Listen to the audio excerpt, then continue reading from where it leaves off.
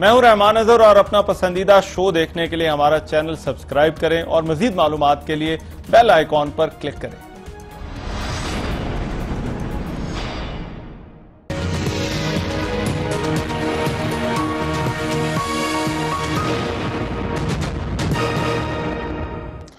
अस्सलाम वालेकुम, आपको आज के प्रोग्राम में खुशामदीद। हुकूमत मुखालिफ जमातें हुकूमत के खिलाफ लाएमल तय करने में मसरूफ हैं। उनका जो इकट्ठा होना था, जो एपीसी हुई, ये उनका पहला कदम था। अब अपोजिशन ये कहती है कि हुकूमत के साथ नहीं चला जा सकता। पार्लियामान के अंदर वर्किंग रिलेशनशिप जो है वो खत्म हो चुकी है और कुछ ऐसी सूरत हाल हमने फेटफ के ऊपर भी देखी।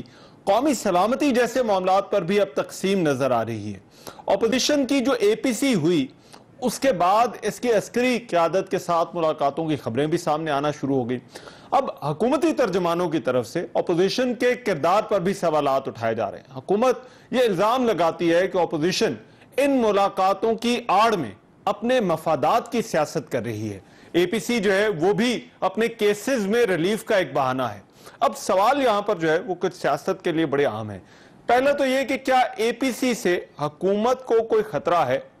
दूसरा, जो अपोजिशन की जो सियासत है वो अपने मफादात की है या नजरियात की। और तीसरा कि अपोजिशन क्या वाकई जमहूरियत की असल शक्ल में बहाली के लिए कोशिश कर रही है। अपोजिशन ये भी इल्जाम लगा रही है कि हुकूमत इदारों को इस्तेमाल करके अभी एपीसी के बाद जो सूरत हाल है उसमें उन पर दबाव बढ़ाना चाहती है। मुस्लिम लीग नून की तर्जमान मरीम औरंगजेब का आज ये कहना था कि बल्दियाती इंतखाबात और गिलगित बल्तिस्तान के इंतखाबात में धांधली के लिए शहबाज शरीफ की गिरफ्तारी की तैयारी हो रही है।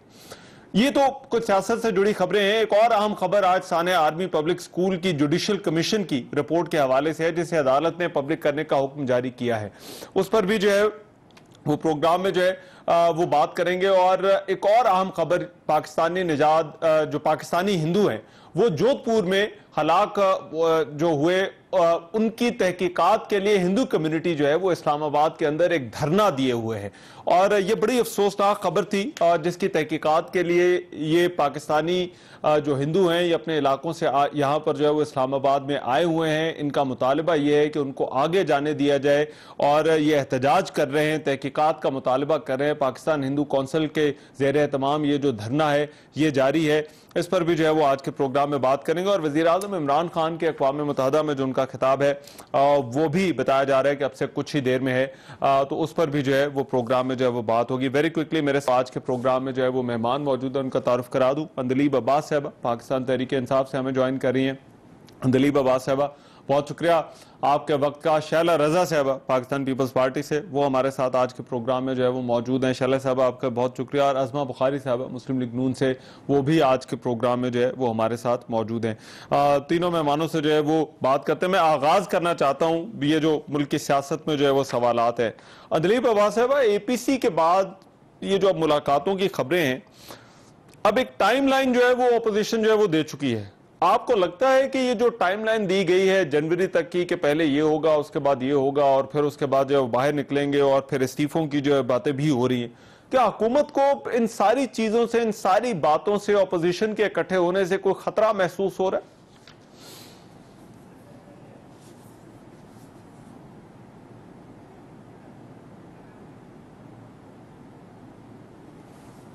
जी अंदलीब साहब, आपको आवाज आ रही है? अच्छा, मैं अंदलीब साहबा की तरफ जाऊंगा। अज़मा बुखारी साहबा, आपको आवाज आ रही है? जी जी मुझे आपकी आवाज आ रही है। जी अज़मा बुखारी साहबा। जी मुझे रहमान आपकी आवाज आ रही है, लाउड एंड क्लियर।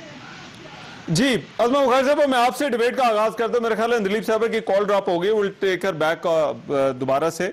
मगर ये जो इंकशाफात की बातें हो रही है, आज भी शेख रशीद साहब ने कहा मजीद इंकशाफात जो है वो मैं कर सकता हूं, टेलीफोन कॉल का डाटा जो है वो आ सकता है। अब हुकूमत के लिए जो सवाल है वो तो एपीसी का, वो अंदलीब साहबा जवाब देंगे। मगर ये जो एपीसी और फिर आप लोगों का जो बयानिया था कि अब आप नजरियात की सियासत को जो है वो पाकिस्तान में जो है वो आगे चलाना चाहते हैं और आपकी पार्टी भी उस लाइन पे चलना चाहती है, तो ये जो मुलाकातों की खबरें, क्या ये परेशान कुन है पार्टी के लिए?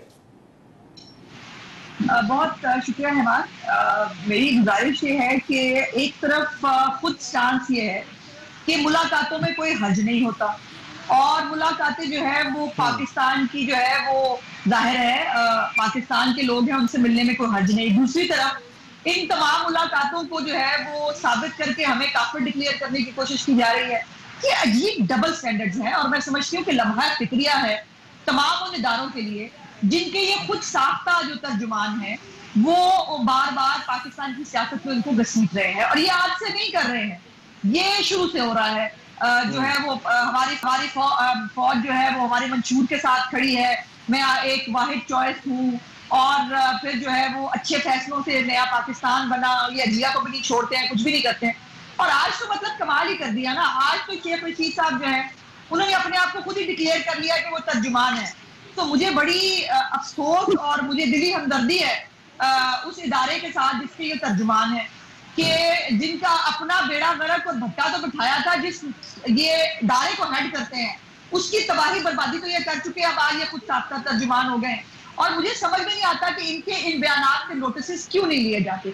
जहां तक मीटिंग्स की बात है या मिलने की बात है, कल नवाज शरीफ साहब का एक कैटेगोरिक जो है वो इसके ऊपर पॉलिसी लाइन भी आ गई है पार्टी की तरफ से। लेकिन सवाल ये है कि मीटिंग किसी से हो रही है ना, और खुद कहा जाता है कि उन इदारों का सियासत से लेना देना नहीं। अब आखिर कोई मिलने के लिए जाता है भाई तो कोई बुलाता है तो तभी जाता है ना, हमें खामखा तो कोई जा नहीं सकता। एक फरीक जो है उसको आप फिलफौर काफिर डिक्लेयर करने के लिए तैयार बैठे और उन्होंने बड़ा गलत कर दिया, उनकी हुब्बुल वतनी जो है वो चैलेंज हो जाएगी।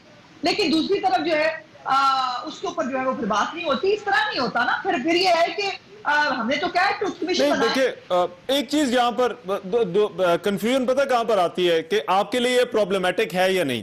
तो उसकी वजह यह है कि मियां नवाज शरीफ जो कि आपकी पार्टी के कायद हैं, वो खुद उन्होंने जो ट्विटर हैंडल बनाया वो खुद ट्वीट करते हैं कि अब जो है वो ऐसी कोई भी मुलाकात जो होगी वो खुफिया नहीं होगी बल्कि ऐलानिया होगी, और कोई बंदा इस तरह से जाकर पार्टी का कोई भी इनफरादी या इज्तिमाई तौर पर जो है वो इस तरह से जाकर नहीं मिलेगा। तो इससे ये तासुर जाता है, और जो उनकी ट्वीट हैं, जो उनके अल्फाज हैं, कि ये पार्टी के लिए प्रॉब्लमेटिक है ये मुलाकातें। नहीं, पार्टी के लिए प्रॉब्लमेटिक उन्होंने नहीं कहा। उन्होंने कहा कि ये एक तासुर बनाने की कोशिश की जाती है और वन साइडेड स्टोरी बनाकर और एक ही फरीक जो है उसको मिलाइन करने की बात हो रही है कि हाँ वो चला गया मिलने के लिए। फिर ये है कि आप खुद कहते हैं सियासत से ताल्लुक नहीं है, आप खुद कहते हैं कि तमाम मामला जो है उनको पार्लियामेंट में वहां हल होना, अदालत में हल होना चाहिए। तो फिर इन मुलाकातों के लिए क्यों बुलाया जाता है? फिर बात तो सवाल तो फिर ये भी आता है ना। और क्या ये मुलाकातें जो है इनको जब अरेंज किया जाता है तब नहीं पता होता कि ये मुलाकातें नहीं होनी चाहिए, हमारे ओथ के खिलाफ है या वो है? और बहुत सारी मुलाकातें फिर आके बैठ के बात कर लेते हैं, 2014 के धरने में शुरू कर लेते हैं, ज्यादा दूर नहीं जाते। क्यू लीग पे बनाई कैसे बनी थी उस पर नहीं जाते, पेट्रियट पे नहीं जाते, कि जनूबी महाज कैसे बना इस पे चले जाते हैं, ये बहुत रिसेंट की बात है। 2014 का धरना जो है वो बड़ी रिसेंट बात है, तो फिर इन पे चले जाते हैं, फिर इस तरह कर लेते हैं। ये इस तरह नहीं होगा कि आप हमारे लोगों को जो है वो फिर ये आपको पता है एक मीटिंग हुई, मैं सिर्फ एक लाइन ऐड कर दूं, गिलगित बल्तिस्तान में मीटिंग हुई जिसको खुद जो है वो DIS पे आपने भी बताया कि मीटिंग हुई, उसमें तमाम पार्लियामानी रहनुमा मौजूद थे।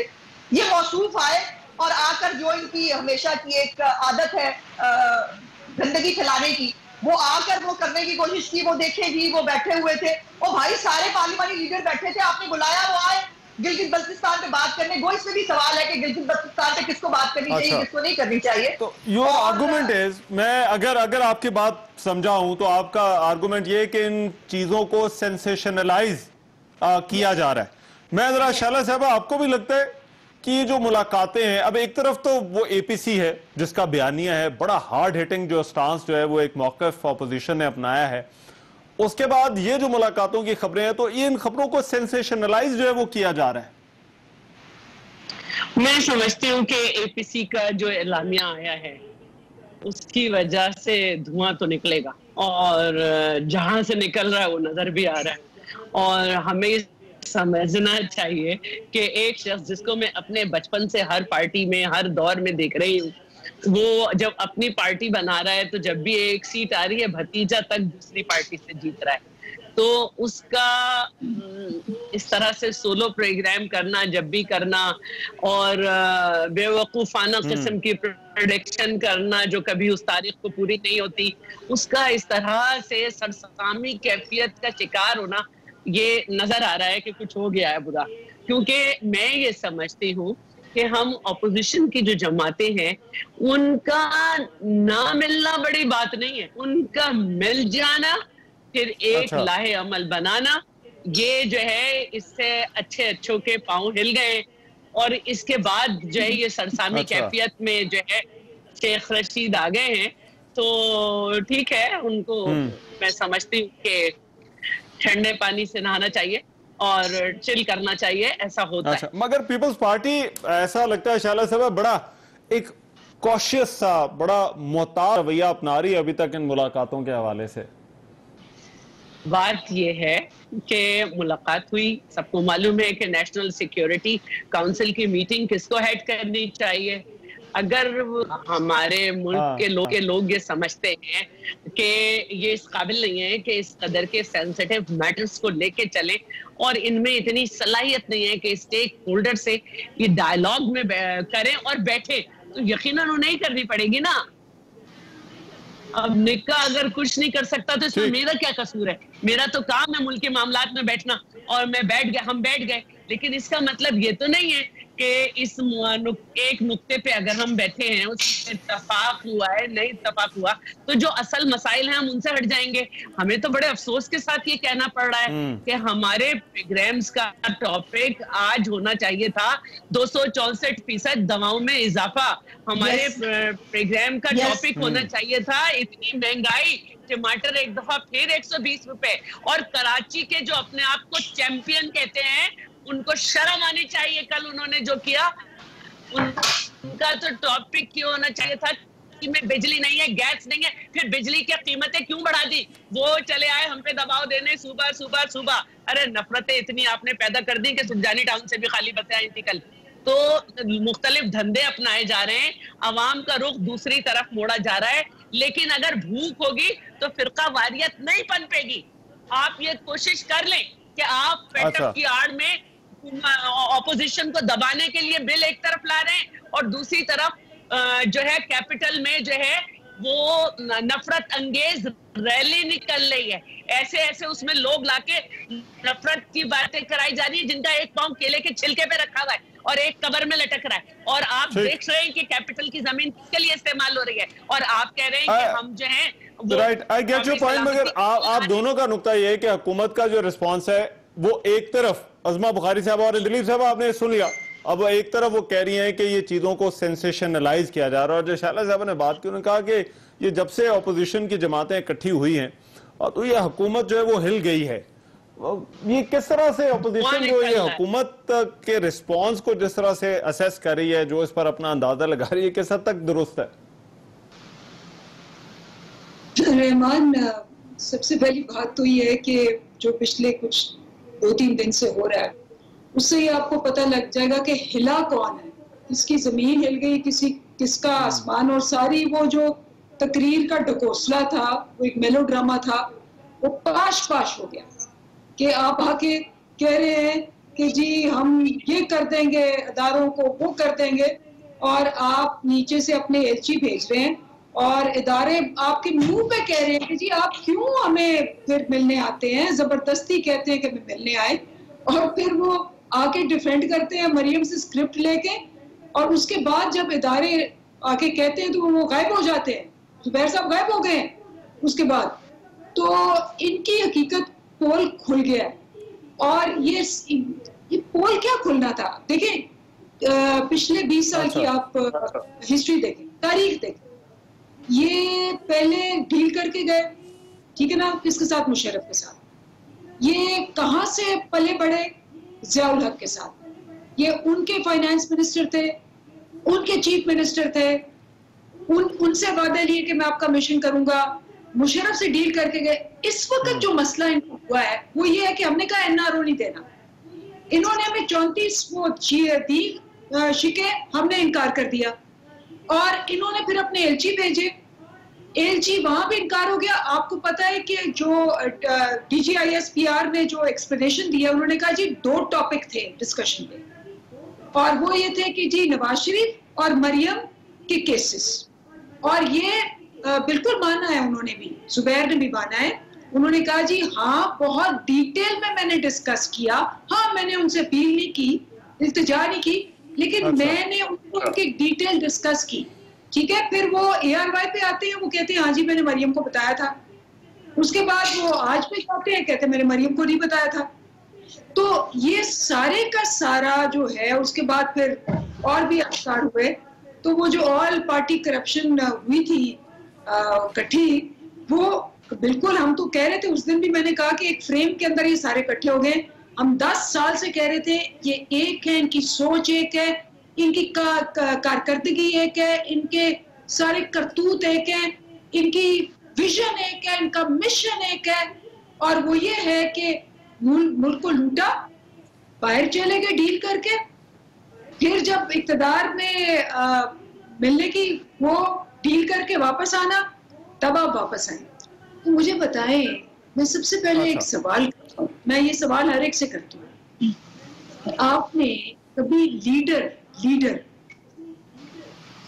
मैं लीडर की बात करूँ, ऐसा देखा जो आके कहता है कि जी लड़ो, आगे बढ़ो, और खुद बाहर बैठा हुआ है, वो सैरें कर रहा है, रेस्टोरेंट्स पे जा रहा है, खुली फिजा में बैठा हुआ है, और सैर सपाटे करते हुए कहता है कि मैं लीडर हूँ, तुम लोग जाओ। हमेशा वो कारकुनों को आगे लगा जाते हैं। हाँ, एक और लीडर ऐसा है, लेकिन उसका अंजाम भी देख ले, वो अल्ताफ हुसैन, वो भी वहां बैठे हुए ये करते रहे, और आज क्या है, आज उनके कारकुन उनको डिसओन करते हैं, आज उनके कारकुन, उनके बाकी जो फॉलोअर्स हैं, उन्होंने केसेस किए हुए उनपे। तो सबसे बड़ा मेरा सवाल ये है कि लीडर तो कहता है मैं सामने आऊंगा और सबसे पहले मैं स्ट्रगल करूंगा, गोली खाऊंगा और तुम लोगों को बचाऊंगा। ये कहते हैं जी आप करें, मैं खाना खाऊंगा, कॉफी पीऊंगा। ये जो आपने एनालॉजी दी है ना, इसका मैं जवाब अज़मा बुखारी साहबा से मैं लूंगा कि क्या ये दुरुस्त है या नहीं है। अज़मा बुखारी साहबा, एक ब्रेक के बाद मुझे आपका रिस्पांस होगा इस पर। एक ब्रेक ले रहे हैं, हमारी डिस्कशन जो है वो जारी रहेगी।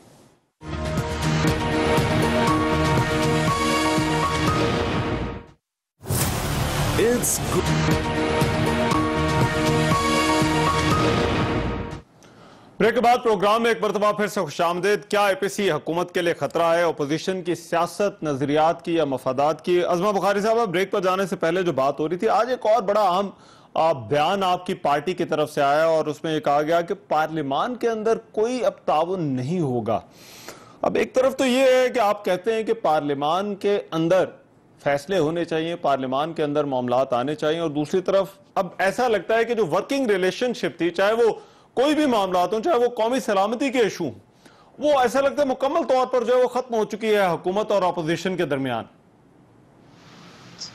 देखिए रहमान, इसकी जिम्मेदारी किसकी होती है? पार्लियामेंट के अंदर जो लीडर ऑफ द हाउस होता है, जो पार्टी होती है, उसकी जिम्मेदारी होती है ना कि उसको सबको साथ लेके चलना है और उसको इन मामलात पे इत्तेफाक राय पैदा करना है। अब औकात ये हो कि कुछ बकौल वो तर्जुमान जो है, जो नए आज तर्जुमान DGI SCR भर्ती हुए हैं, उन्होंने आज जो है वो उन्होंने फरमाया कि मुझे नहीं पता, इमरान खान को बुलाया ही नहीं था उस मीटिंग में जो GB के ऊपर हो रही थी। अब अगर ये औकात हो, और मैं से कहना चाहती हूँ कि आप थोड़ी सी खातिर जमा रखें, बड़ों की बात हो रही है, दो बड़े बात कर रहे हैं, उसमें निक्के की पार्टी का जो है वो ज्यादा तकलीफ लेने की और दर्द लेने की जरूरत नहीं। हम दो बड़े बात कर रहे हैं, हम आपस में बाद में बात कर लेंगे। आप सुकून करें। आपका तो आलम यह है कि ताजरों से बात करनी हो तो आपके बड़े करेंगे, आपने अगर मीडिया से बात करनी हो तो आपके बड़े करेंगे, आपसे सियासी जमातों पे आपने इत्तेफाक राय पैदा कराना हो तो आपके बड़े बात करेंगे। तो आपकी जो हैसियत और औकात है, उसके बाद मेरा ख्याल है कि आपको इतनी बड़ी बड़ी बातें जेब नहीं देती, और आजकल इनको ना बुलाया करें, इनका लेना देना कोई नहीं मामला से। कहाँ है वजीर आजम? कोई किसी को पता है वो कहाँ है आजकल? और अभी मजे की बात यह है कि मुझे तो समझ नहीं आ रही हो क्या रहा है।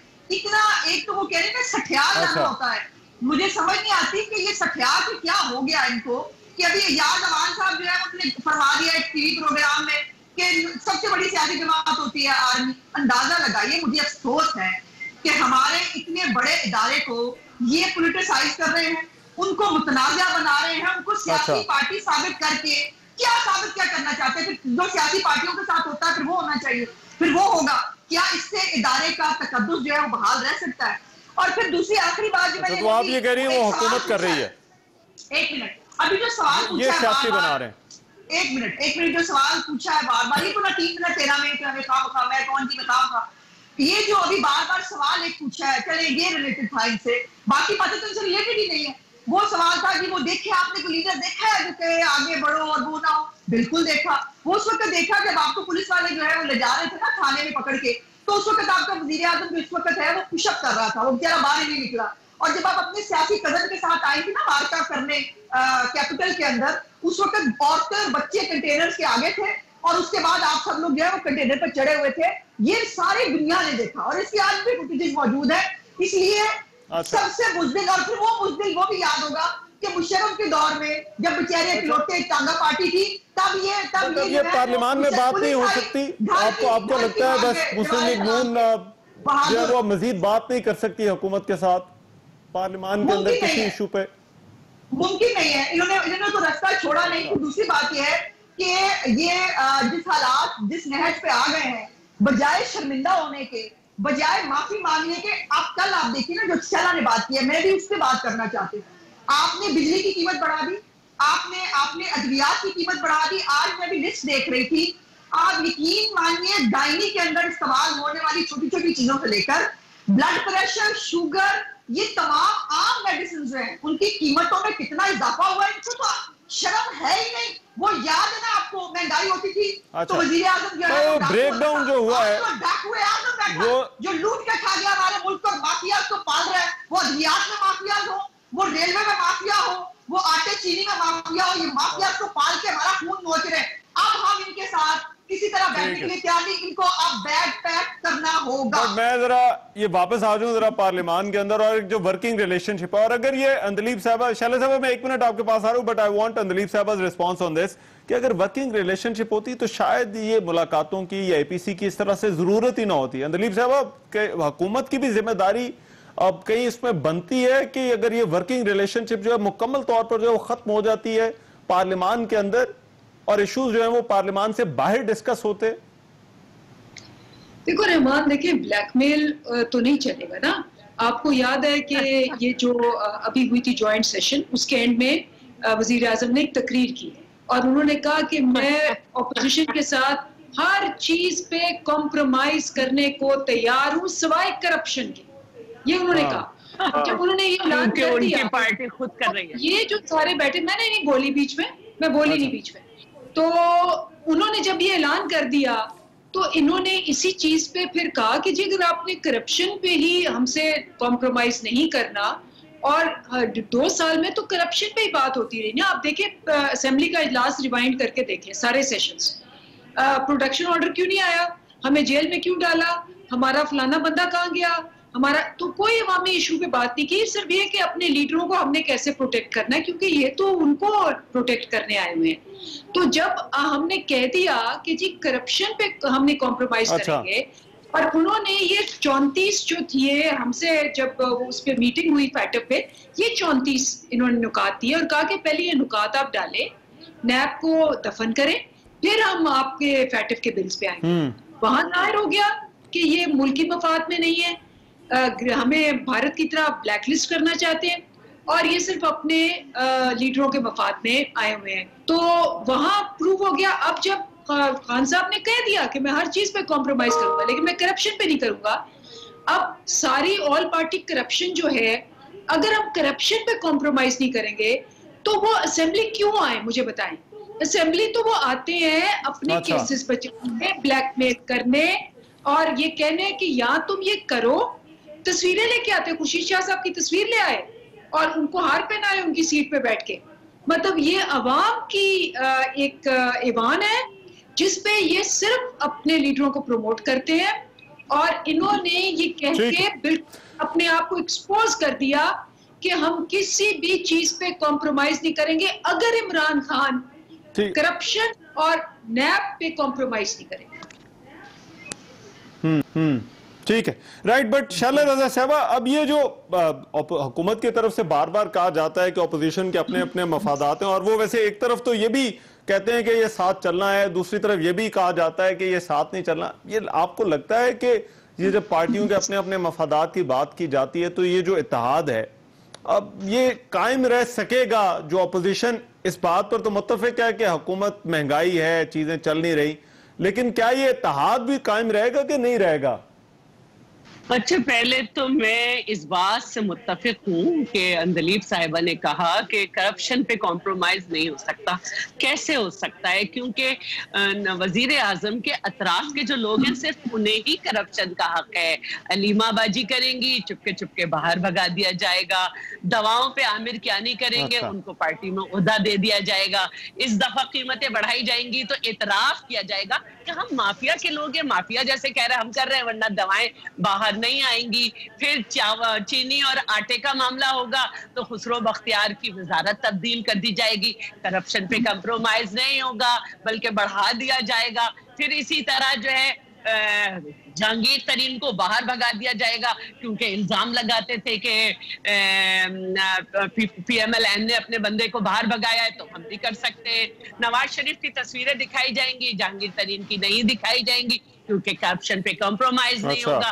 फिर इसी तरह जो है आजम सवाती से जमीन अभी तक आज तक वागुजार नहीं कराई गई, करप्शन पे कॉम्प्रोमाइज नहीं होगा। रही हमारी बात, तो भाई हम खुर्शीद शाह की तस्वीर क्यों ना लगाएं?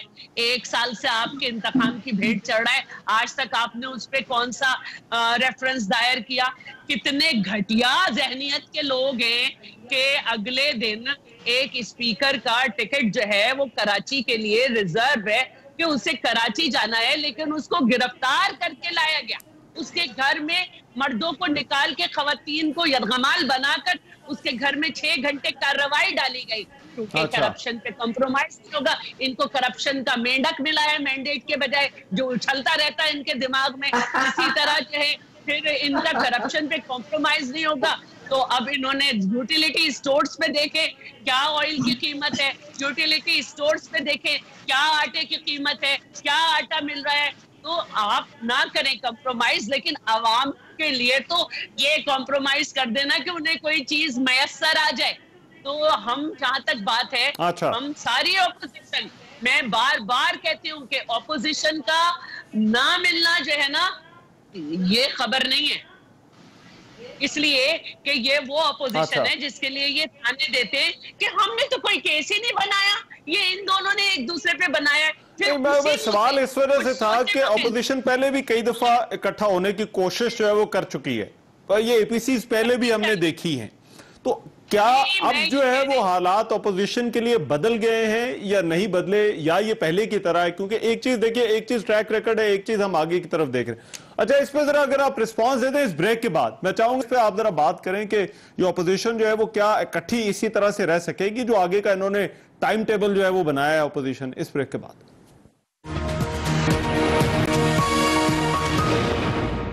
ब्रेक के बाद प्रोग्राम में एक मरतबा फिर से खुशामदीद। बात जहां पर सियासत की हो रही है, वहीं पर वज़ीर आज़म इमरान खान का भी अब से कुछ देर में जो है वो अक़वाम मुत्तहिदा की जनरल असम्बली से खिताब है, उस पर भी जरा बात कर लेते हैं। मैं आज़मा बुखारी साहब, एक तरफ तो ये अपोजिशन का जो बयानिया है इसको जोड़ा जा रहा है मुल्क दुश्मनी के साथ, और खास तौर पर कौमी सलामती के मामलात पर, जो FATF के मामले पर अब वो हुकूमत वाले तो बड़ा खुलकर जो है वो इस पर बात करते हैं।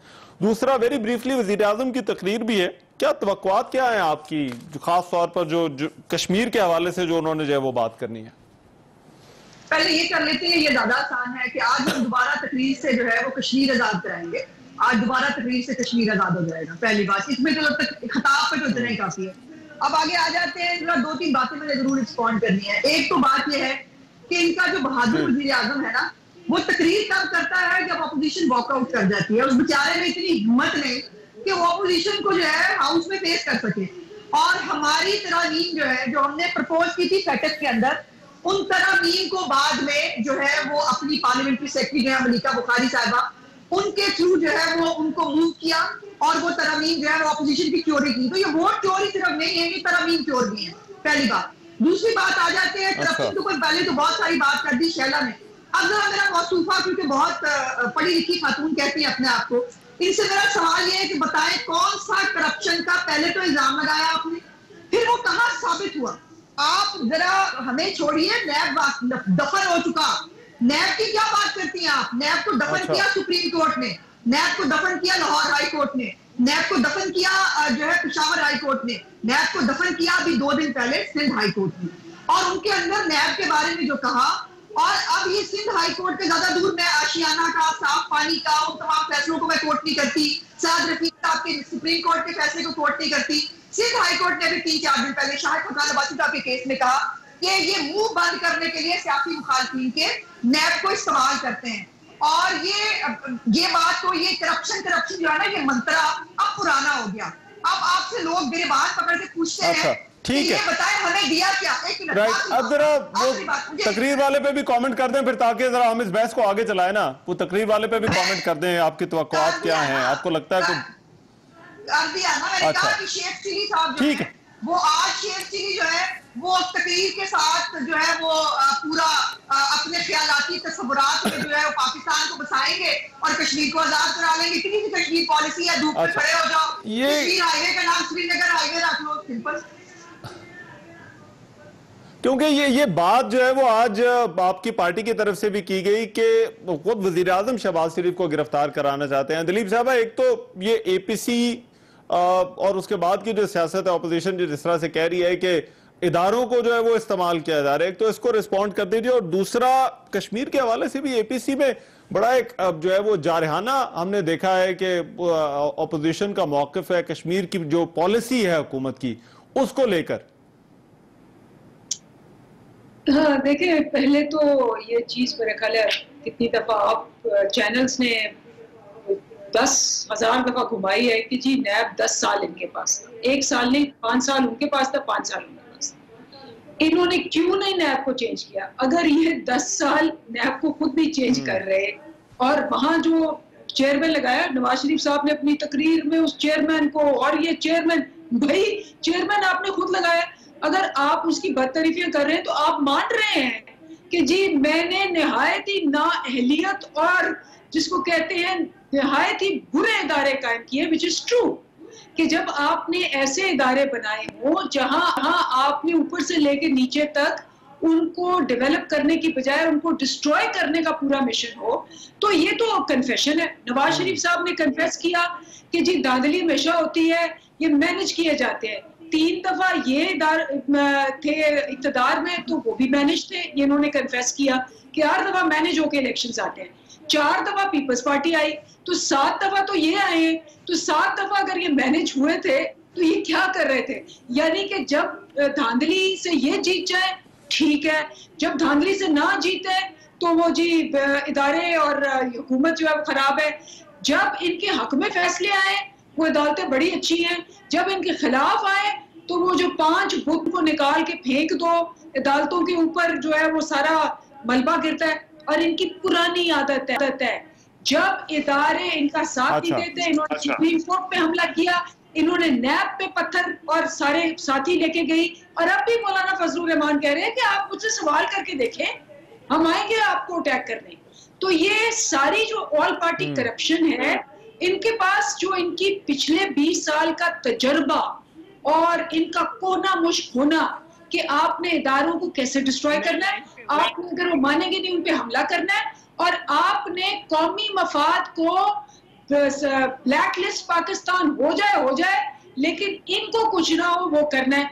अब आ गए आपकी जी तकरीर पे, बिल्कुल आप देखें जो पिछली यूनाइटेड नेशंस की तकरीर थी, सारी दुनिया में उसको हिस्टोरिकल तकरीर कहा गया, और ये भी माना गया by the United Nations head जो है, उन्होंने कहा जी, उन्होंने उसको फॉलो किया, तकरीर को कोट किया और कहा कि जी कश्मीर का मसला हम उठाएंगे जो हमने पहले नहीं उठाया, क्योंकि पहले जो जाते थे UNGA, तो आपको याद है ना वो जो आपके चैनल ने दिखाया था कि नवाज शरीफ साहब गए, 4 कुक्स साथ लेके गए हैं, और वो कुक्स जो है वो उनके पराठे और पाए बनाते हैं, 70 बंदे साथ लेके जाते थे, और सारा खर्चा टैक्स पेयर पे।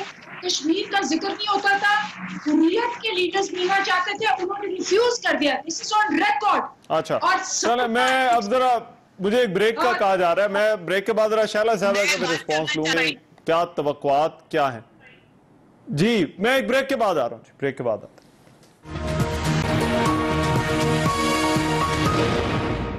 ब्रेक के बाद प्रोग्राम में एक मरतबा फिर से खुशामदीद। वक्त कम है, बहस को समेटना है। शैला रजा साहबा, योर फाइनल कमेंट, वजीर आजम अक़वाम मुत्तहिदा से जो उनकी तकरीर है, क्या तवक्कुआत क्या है कश्मीर के, खास तौर पर कश्मीर के हवाले से?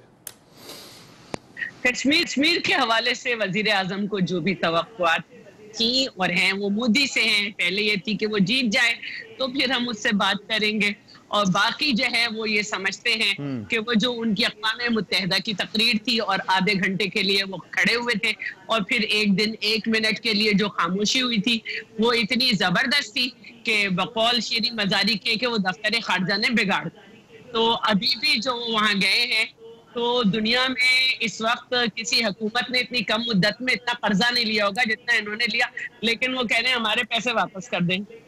वो पता नहीं कौन तकरीरें लिख के दे रहा है। और मैं ये समझती हूँ, ठीक अंदलीब साहबा, मैं टाइम कम है, अंदलीब साहबा योर फाइनल रिस्पांस जी। पॉइंट ऑफ रिटर्न पे ले आए हैं अमरीन अंदलीब साहिबा का वही होगा कि ये लोग करप्ट हैं, एक से हैं, वैसे हैं, वैसे हैं, खुदा सुन तो लें। शैला साहबा जरा सुन लेना। ठीक जी अंदलीब साहबा, बड़ा अंडरस्टैंडेबल है, बिकॉज ये तो वो पर्चियों वाली तकरीरें करते हैं ना, जो पर्चियां मिक्स हो जाती हैं तो फिर वो उनको दोबारा से देखना पड़ता है कि पिछली जेब में क्या था और फ्रंट जेब में क्या था। तो इनकी तकरीरों पे आज तक मेरा ख्याल है इनके अपने लोग नहीं बैठते इनको सुनने। अगर इमरान खान की तकरीर जो पिछली दफा थी बाय ऑल, किसी के दौर में कश्मीर नहीं गया, किसी के दौर में कश्मीर नहीं गया, आपके दौर में कश्मीर चला गया। इसी का यही बात देख लेना, ये कैसे बीच में बोल रही हैं। जब इनको जवाब नहीं ना आता तो फिर ये रौला शौला डाल के जवाब बता रही हूँ, क्या आप बताएं कि अच्छा चले, मेरे पास जरा टाइम कम है, कश्मीर चला गया मेरे पास। शैला साहब आई विश मेरे पास टाइम होता है, इस पे हम और बात करते, मगर वो पहले एहतसाब वाले और उस पे